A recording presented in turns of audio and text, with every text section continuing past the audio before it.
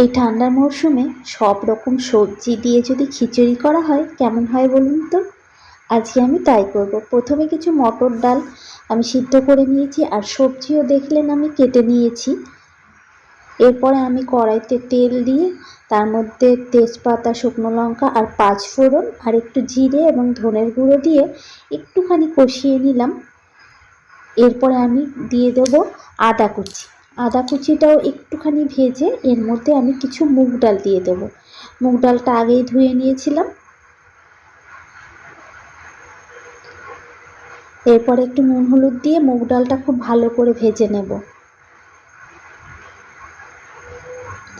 আমার মতো এইভাবে কে কে খিচুড়ি বানান, এই প্রসেসে একটু আমাকে কমেন্ট করে জানাবেন।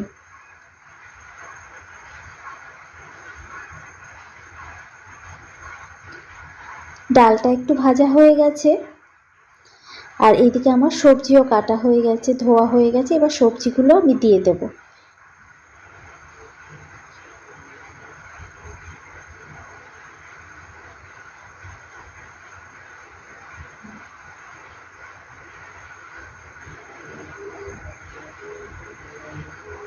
এবার জল দিয়ে ঢাকা দিয়ে দেব, সবজিগুলো যাতে খুব ভালো করে সিদ্ধ হয়।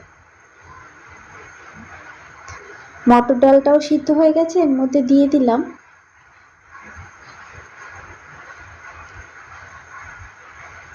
আর এই দেখুন, এগুলো কি বলুন তো, এগুলো হলো নারকেল। নারকেলটা আমি আগে ভাজতে ভুলে গেছি, তাই আলাদা করে একটু ভেজে নিচ্ছি, ভেজে ওর সঙ্গে অ্যাড করে দেব।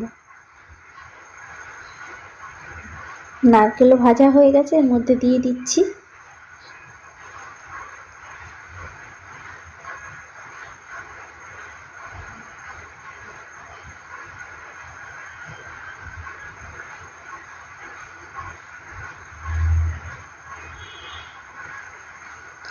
এরপরে আমি চালটা দিয়ে দিলাম, দিয়ে এই যে এগুলো সব করে রাখলাম, সব রকমের ডাল সবজি দিয়ে একসঙ্গে দিয়ে দিচ্ছি, চাল আর ডাল।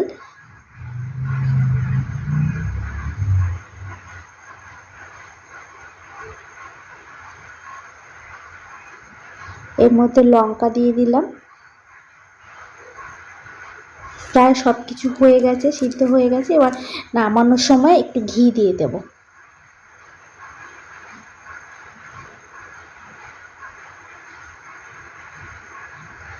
ঘি দিয়ে ভালো করে আবার একটু মিশিয়ে নেব।